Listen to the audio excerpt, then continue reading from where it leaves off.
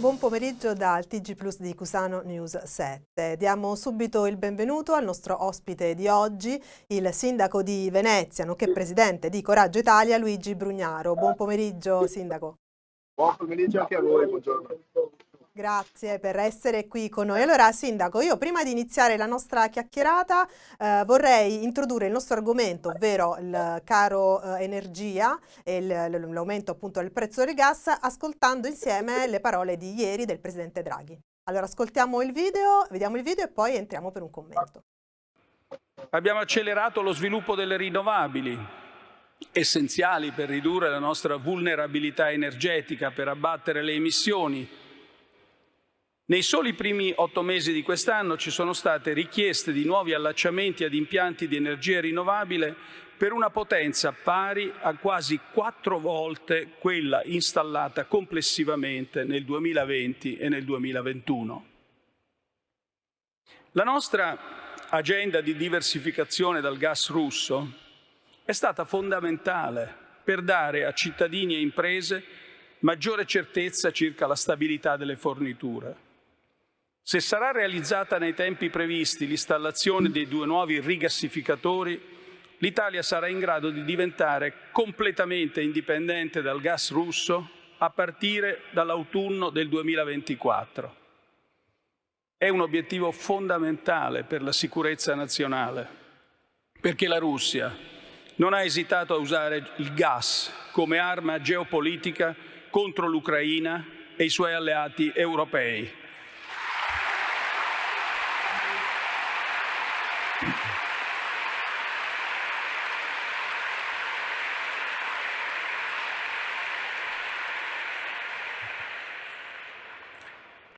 Anche la crisi energetica dovuta all'invasione russa dell'Ucraina ha richiesto rapidità di azione. In pochi mesi abbiamo ridotto in modo significativo le importazioni di gas dalla Russia, un cambio radicale della politica energetica italiana. Abbiamo stretto nuovi accordi per aumentare le forniture, dall'Algeria all'Azerbaigian. Gli effetti sono stati immediati. L'anno scorso intorno al circa il 40% delle nostre importazioni di gas è venuto dalla Russia. Oggi, in media, è circa la metà. Allora abbiamo ascoltato le parole del Presidente del Consiglio Mario Draghi. Sindaco, un commento sulle parole del Presidente e soprattutto anche perché oggi il gas ha superato quota 315 euro per megawatt ora, quindi quali soluzioni sono percorribili secondo lei? Allora comincio col dire che noi rappresentiamo la quarta gamma del centrodestra, il simbolo è Noi Moderati e Coraggio Italia aderisce a questo simbolo. Coraggio Italia è la componente che abbiamo alla Camera alla fine perché il Presidente Draghi possa continuare la sua attività, perché riteniamo assolutamente impropri andare in estate. Detto questo, si va a votare, non bisogna aver paura degli italiani, ripeto, noi rappresentiamo la gamma moderata della compagine di centrodestra, uno dei 4 marchi assieme a Forza Italia, alla Lega e a Fratelli d'Italia. Noi chiaramente moderati pensiamo che quel metodo di lavoro debba continuare. Il gas è in questo momento la questione più importante per tutti, non solo per le famiglie e le imprese, ma proprio per il nostro futuro, per il futuro dei bambini. Per cui condivido appieno proprio le parole del Presidente, credo anche che bisogna aggiungerci anche la ricerca sul nucleare pulito. L'ENI ha brevettato appunto questa soluzione, non è nucleare di fissione, è nucleare di fusione, vuol dire fondere 2 nuclei. Hanno provato al MIT di Boston, funziona, adesso dobbiamo partire con la sperimentazione tecnica. Voi sapete che io sono un imprenditore più che un sindaco, cioè faccio il sindaco adesso, ma vengo dal mondo delle imprese, insomma. Per cui dobbiamo immaginare che l'Italia non solo affronti adesso questa crisi energetica, appunto come il Presidente ha appena delineato, e saremo in grado di continuare così, ma soprattutto partiamo anche per essere autonomi anche nei prossimi 10 e 20 anni. E queste sono cose che possono fare i giovani, possono fare le persone che vengono dal mondo delle imprese. Sindaco, a Venezia quali sono invece i settori, le aziende più a rischio proprio per il caro energia? Vabbè, è evidente, ci sono le aziende energivore. Pensate al caso di Venezia, noi abbiamo cominciato purtroppo a ridurre, a spegnere i forni che producevano il vetro, ma la stessa cosa stanno facendo la ceramica, il mondo della ceramica, che voglio dire occupa migliaia di posti di lavoro. Lo stesso vale in questo momento per il settore della carta. Attualmente stanno lavorando in pareggio, ma adesso cominceranno a spegnere, a chiudere le fabbriche e metteranno la gente in cassa integrazione.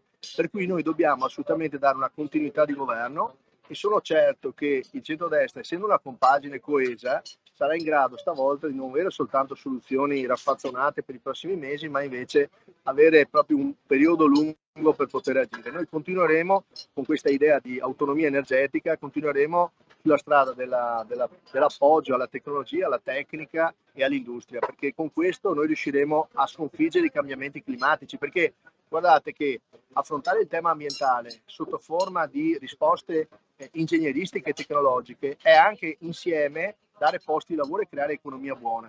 Pensate soltanto alle rinnovabili, ci sono fermi sui cassetti dei ministeri veramente centinaia di richieste di parchi eolici, parchi fotovoltaici, e quelli che continuano a dirci che sono buoni, che vogliono le varie soluzioni di energia alternativa, poi sono gli stessi che non danno i permessi per fare questo.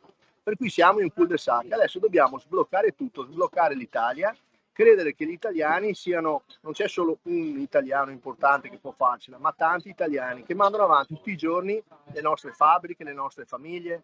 Ecco, gli italiani ci sono e chiedo a tutti quelli che hanno pensato di non andare a votare di andare a votare invece, votino partiti moderati come il nostro. Noi moderati siamo l'anima moderata del centrodestra, quella tecnica. Siamo moderati nei toni, ma molto accesi, molto convinti proprio nelle nostre rappresentanze. Dobbiamo rappresentare le persone che purtroppo sono deluse e non si sentono più rappresentate da questi politicanti che continuano a fare sparate tutti i giorni. Io credo proprio che invece c'è bisogno di gente seria. Senta, c'è un fenomeno abbastanza diffuso tra le aziende che è quella di, come dire, spostare la produzione alla notte proprio per ovviare appunto al caro bolletta. È un fenomeno che esiste anche lì nel suo comune. Ma io guardi, ho amicizie ovviamente in tutta Italia, io ero prima di candidarmi sindaco, voi sapete che io faccio il sindaco gratis, per qui a Venezia era successo un problema grosso a livello sociale, economico, ma poi ho scoperto che questo problema è in tutta Italia. A Roma noi avevamo già questi fascicoli, ci sono dei contratti, si chiamano interrompibili, che servivano per avere dei prezzi calmierati, tra cui anche il poter produrre di notte. Certamente andrà fatta una razionalizzazione, però dobbiamo dare la precedenza alle imprese, alle industrie e ovviamente alle famiglie nell'aiuto proprio economico a quelli che non ce la fanno. Però le imprese vengono al primo posto e sono in tutta Italia.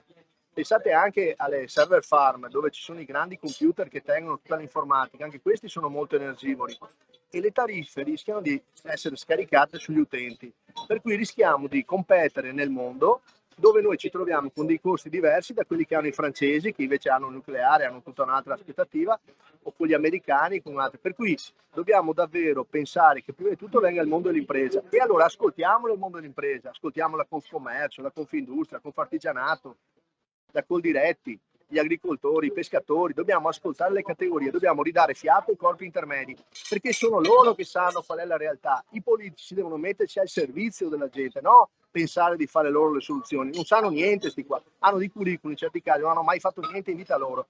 E ai cittadini dico, guardate il curriculum della gente che votate, cosa hanno fatto nella loro vita. Il problema del razionamento del gas di cui accennava lei prima, secondo lei, dato che adesso insomma ci sarà appunto questo caro bollette che ci aspetta da settembre, insomma praticamente ci siamo quasi arrivati, a chi spetterà l'ingrato compito di portare avanti questo razionamento? Al governo diciamo uscente o invece sarà la prima grossa difficoltà del governo che si insedierà? No, adesso il governo che sta facendo è in carica, ha tutti i poteri per farlo e per cui deve farlo e deve fare Ma quello secondo che lei lo fa. farà? Io sono convinto che farà quello che può, ma poi ci sarà una staffetta rispetto al prossimo governo, non ci sarà un vuoto di potere. Chi fa venire fuori queste paure sono persone assolutamente in malafede, anche perché se tutti quanti dicono che Draghi è molto bravo, io sono uno di questi, Draghi farà finché è in carica e dopo ci sarà un altro governo, questo dice la nostra Costituzione, non bisogna aver paura del voto, però la gente dice andate a votare, soprattutto alle persone che sono sconsolate dalla politica, che sono come me, ho sempre cambiato voto in tutta la mia vita e ogni volta mi sentivo un fregato dalla politica. Per quello noi abbiamo fatto un partito dei sindaci della società civile che si chiama Coraggio Italia, e l'abbiamo adesso messo insieme proprio per queste elezioni, perché la legge elettorale ce lo impone, ma anche la nostra storia e le nostre alleanze sono di centrodestra. Ci siamo messi insieme con Maurizio Lupi Lorenzo Cese l'UDC e con Giovanni Totti, che è il presidente della Liguria, perché assieme possiamo portare la nostra esperienza amministrativa e pratica e rappresentare proprio queste soluzioni. Io dico che forse andremo anche in meglio se troviamo che gli industriali, che gli ingegneri possono, diciamo, non affidare più a un'unica persona, perché un'unica persona, per quanto bravo sia, poi alla fine deve delegare. Questa volta c'è bisogno della politica, con la P maiuscola. I cittadini, gli italiani hanno un'occasione storica per cambiare il verso del paese. Io credo debbano votare centrodestra e devono votare noi che siamo appunto moderati. Noi moderati è il marchio che noi rappresentiamo. Parliamo invece adesso di flat tax. Lei aveva dichiarato che così com'è, così come viene proposta, è impossibile realizzarla domani mattina. Allora, innanzitutto vorrei spiegare. Prego. Chiarisco subito. Noi non abbiamo spiegato nel programma del centrodestra, è solo scritto flat tax, non come viene fatta. Ogni partito ha le sue ricette, in campagna elettorale ovviamente ognuno dice le sue. Io non sono una persona che parlo prima di accendere il cervello. Allora, prima si fa una due diligence di quello che si troverà nei conti dello Stato e lo si dice ai giovani soprattutto, che sono quelli più penalizzati da questa situazione. Quando abbiamo i conti esatti, a quel punto là siamo in grado di dire come può essere realizzata e per che categoria, per che livello di reddito. Attenzione una cosa, il programma che fa una grande compagine di 4 partiti, di 4 poli, è chiaro che poi deve essere discussa con la pratica operativa, ma l'indicazione politica è quello di dire vogliamo abbassare le tasse alle persone, abbassare le tasse alle imprese. Questo vuol dire flat tax nel nostro programma. È chiaro che quando avremo i conti precisi ci renderemo conto, il PNR per esempio, come potremo aggiornarlo, ma aggiornarlo non perché non vogliamo fare i lavori, ci mancherebbe altro. Io sono sindaco, dovremmo puntare tutto sul PNRR, però le materie prime sono aumentate anche del 30% in certi punti, per cui vanno rifatti i conti. Bisogna aprire il dossier con l'Europa per capire se ci danno più finanziamenti per fare tutte le opere previste o se dobbiamo ridurre qualche opera, perché l'importante è non fare gare d'appalto che poi vadano deserte o peggio ancora lavori che poi si impiantano alla prima difficoltà, perché magari uno vince una gara che poi è palesemente falsata dai prezzi attuali e poi hai la solita storia dei lavori che non vengono mai finiti. Sta cosa deve finire, bisogna fare le cose seriamente, invece che incorrere i titoli sui giornali, dire alla gente guardate se ci votate noi vogliamo e abbasseremo le tasse, poi si può fare. Come? Dove si trovano i soldi? Bisogna efficientare lo Stato, dobbiamo semplificare le procedure. Vi stavo dicendo che ci sono persone che hanno chiesto, imprese, di fare i campi eolici, campi fotovoltaici, che tutti diciamo essere importanti come energia alternativa, e non vengono dati i permessi dal Ministero dell'Ambiente, dal Ministero della Cultura. Ce n'è sempre una in Italia e se no bisogna chiedere un'autorizzazione, chiedere un permesso. Con questa storia qua non finiamo mai. E quando tu hai la licenza per fare casa tua, magari non hai neanche più bisogno. Siamo talmente lenti ormai che ci stanno superando tutti, i greci, gli spagnoli, mentre invece l'Italia è un grande paese, per fortuna ci sono gli italiani che lavorano tutti i giorni. Quelli italiani vanno rispettati e vanno ascoltati. Ecco perché dico, non innamoriamoci delle sigle, delle percentuali che qualche politico lancia, perché queste cose attengono alla sua responsabilità di partito. Come coalizione noi abbiamo scritto flat tax, come verrà fatta e come verrà vista si farà appena abbiamo i conti in mano e poi se prima gli italiani decideranno di farci governare il paese. Però mi scusi, Salvini ha parlato di una flat tax che può arrivare al 18%, cioè li ha detti lui i numeri. Quindi quello che le chiedo è se effettivamente, come dire, contesta questo modus operandi, poteva essere, diciamo, corretto, ecco. No, è corretto che in campagna elettorale ogni forza politica esprime quello che rappresenta, esprime la sua capacità di analisi. È per quello che gli italiani devono decidere di votare noi moderati. E perché devono capire che c'è della gente che invece prima di parlare accende il cervello. C'è alcuni si lanciano i proclami, in effetti hanno ragione, secondo me. Io sono un politico avulso perché io non prendo le prime pagine dei giornali, perché non facendo i titoloni io non propongo anche allora le ferie gratis per tutti, perché a me sembra indecoroso proporre cose che magari non si possono realizzare. Io dico le cose che penso, sto dicendo che politicamente noi vogliamo abbassare la pressione fiscale, è fondamentale equipararla a quella europea. Non siamo in Europa, tutti vogliono andare in Europa, i buoni, i sinistri, eccetera. Dicono andiamo in Europa, andiamo in Europa. Allora guarda cosa fanno di tasse in Europa. Guarda come trattano i giovani, le mamme in Europa, come trattano le famiglie. Se una famiglia ha dei figli, il carico fiscale viene lasciato sulle spalle dello Stato. E invece la gente che deve andare, può andare a lavorare, deve andare a lavorare. Allora si assistono le persone che non possono, che hanno problemi, che hanno difficoltà, che non riescono a trovare un lavoro, ma non le persone che possono andare a lavorare e magari rifiutano di fare il cameriere. Io ho fatto il cameriere da piccolo, lo dico con orgoglio, con vanto, ho imparato più facendo il cameriere che prendendo una laurea poi.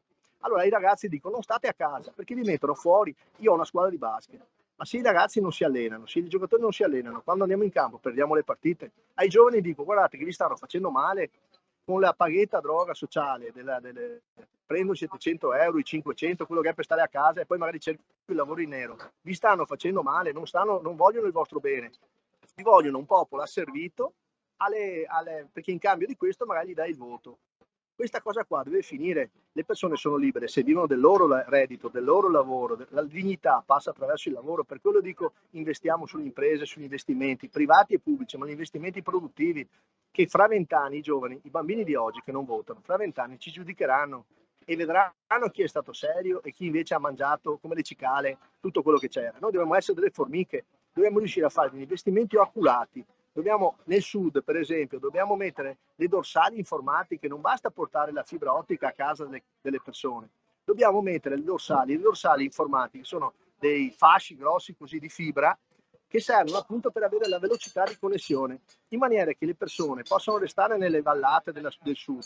La Silicon Valley si è fatta nelle vallate, no city, e l'Italia è piena di valli di brava gente, non è bisogno che emigrino per andare a Milano o a Londra a lasciare i genitori, la famiglia, il proprio territorio.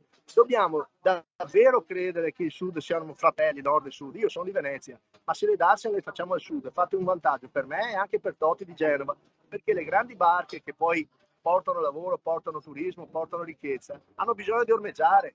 E questo è un grande lavoro che ha capito la Grecia, ha capito la Spagna, ha capito la Croazia, e noi che abbiamo 8.000 km di costa non l'abbiamo ancora capito. Chi le deve fare queste cose? Le persone che abitano al sud. I soldi del PNR devono andare lì. Siamo d'accordo noi che vadano al sud, ma stiamo anche dicendo che state facendo un favore anche per noi. Non è generosità così, è roba semplice, è interesse nazionale di tutti. Se il sud si risolleva, se i giovani del sud restano al sud, è un vantaggio per tutti. Perché è chiaro che recuperiamo un'economia enorme. Ci sono delle case al sud dove non sono state finite, perché mancano i permessi, ma diamogli questi permessi, che la gente possa finire di farsi le proprie case, anche la gente che è andata all'estero possa tornare. Dobbiamo recuperare quella fiducia, quella positività, quella bellezza, il canto. La gente non canta più in Italia, ormai siamo solo preoccupati, ci stanno angosciando. E invece, credetemi, ce la possiamo fare davvero. In Veneto si dice che la podemo fare. Che la podemo fare. Certo, quindi diciamo riassumendo insomma il discorso che ha fatto, meno proclami e più concretezza, diciamo come avvertimento però anche ai suoi alleati di centrodestra. Ma certo, difatti io non ho mica preso la tessera di Forza Italia o della Lega, io sono veneziano, sono veneto da sempre, potevo prenderla prima, non ho fatto così, ho sempre cambiato voto. Vi sto dicendo che c'è una società civile che purtroppo adesso ha quasi deciso di non andare a votare, ci hanno messo soltanto un giorno per andare a votare, pensate alla gente che tante volte magari va al mare eccetera. Io dico ragazzi, lo dico a tutti i giovani, soprattutto i giovani, andate a votare, votate per i moderati del centrodestra, per il centrodestra vincerà le elezioni e noi saremo al governo, più soldi, più voti, più solidi saremo, più forti saremo, più riusciremo a portare avanti le ragioni della ragionevolezza, della sincerità e soprattutto la trasparenza. Io vi dirò sempre tutto quelle che sono le cose, non me ne frega niente di nessuno, non ho pari, non ho padroni, non ho niente, sono libero del mio lavoro, della mia libertà. Senta, allora invece adesso parliamo di turismo. Lei è il sindaco di Venezia, una delle più belle città non solo d'Italia ma del mondo. Io direi la più bella, se mi permette. D'accordo. Guardate. Lo so, ho visto prima lo sfondo, è una grande nostalgia per, insomma, era solo, non poterci venire più era spesso. Solo per farvi vedere. Vabbè. Parlando appunto di Venezia, che insomma per i turisti è una calamita, come dire, le posizioni o comunque il modello di turismo di Venezia è esportabile a livello nazionale? Guardi, io non sono abituato mai a dare lezioni a nessuno. Sicuramente noi abbiamo un turismo internazionale davvero molto, molto rispettoso della città, dei monumenti, dell'arte. Credo che sia un turismo che assolutamente deve restare in Italia. Io più volte ho proposto questo treno della cultura, cioè quando un giapponese arriva in Italia, spesso arriva a Venezia, sta 2 o 3 giorni e poi va magari a Parigi, va a Londra. Io credo che il programma che dobbiamo avere nel turismo deve essere quello di creare una filiera Italia, arrivano a Venezia e magari ripartono da Napoli, magari ripartono da Bari, ripartono da Reggio Calabria, dove, non so, i bronzi di Riace sono qualcosa che ti lasciano affascinato, piuttosto che, non so, la venezianità che c'è a Brindisi o a Bari, che io personalmente conosco, ma per mia fortuna io vado in mare, noi siamo veramente fratelli. Io sono convinto che questo turismo deve conoscere tutto il nostro entroterra, deve conoscere tutte le meraviglie. Il Palermo, per esempio, o Bari, è una città che avete rivoluzionario, che hanno rivoluzionato, per cui con grande merito. Il Sud non è quello che viene raccontato sui film degli spaghetti, il Sud è una grande realtà ormai, turisticamente è un gigante, per cui credo che dovremmo fare delle alleanze. Noi abbiamo la cultura, noi, Firenze, Roma, assieme alle grandi città del Sud, dobbiamo proprio creare questi percorsi culturali di logica che poi diventano anche ovviamente di alimentazione, no? Racconteremo le nostre specialità, la granita che c'è in Calabria, non l'ho mangiata da nessun'altra parte, o la ricotta che c'è in Puglia. Cioè sono cose che vanno raccontate per il bene di tutti noi. Per il bene di tutti noi, siamo fratelli, dobbiamo sentirci fratelli e accidenti. Sono assolutamente d'accordo con queste sue parole. Posso, diciamo per chiudere, posso permettermi una battuta rispetto a un tweet che ha fatto qualche giorno fa riguardo allo sci d'acqua che c'è stato, insomma, che è stato un po' un video postato sui social che ha fatto un po' discutere. Lei aveva fatto un tweet nel quale diceva che appunto i protagonisti di questa storia, chi avesse, come dire, individuato i protagonisti sarebbe venuto con lei a cena. Allora, Sì. Sì, ovviamente i protagonisti sono stati individuati prontamente, anche bisogna sottolinearlo, ma eccoli qua. la cena Allora, poi c'è stata. Sì, no, adesso no.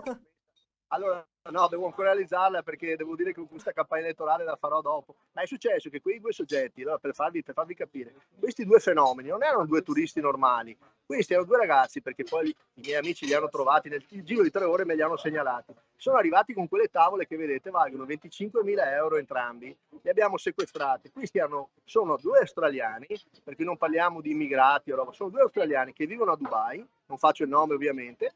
Abbiamo sequestrato le tavole e questi sono i commercianti, i produttori di quelle tavole. Volevano usare Venezia per vendere le tavole in tutto il mondo. Era una speculazione economica.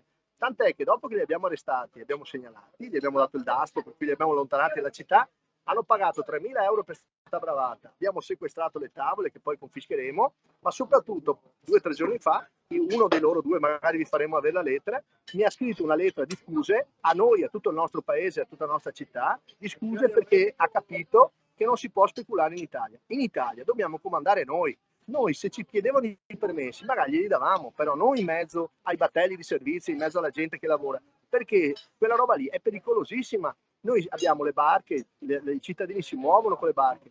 Quella roba là deve essere, se vuoi fare una campagna pubblicitaria, ce lo chiedi, paghi il dovuto, se no è troppo comodo che ognuno viene in Italia e fa quello che vuole. A Venezia, ve lo dico a tutti, se venite con rispetto è aperta per tutti, l'Italia sarà aperta per tutti, ma se vieni a fare il prepotente troverai me e vi garantisco che non è piacevole. Allora io la ringrazio, ci aggiorni sulla cena allora perché siamo curiosi di saperlo. Alla cena ci sarà la cena, sono amici e se lo meritano. Grazie per essere stato qui con noi, Sindaco. Grazie a voi dell'invito, buona giornata. A lei. Allora, grazie al Sindaco di Venezia Luigi Brugnaro. E allora noi siamo arrivati alla conclusione del nostro appuntamento, grazie per l'attenzione e l'informazione prosegue su Cusano News 7. A tra poco.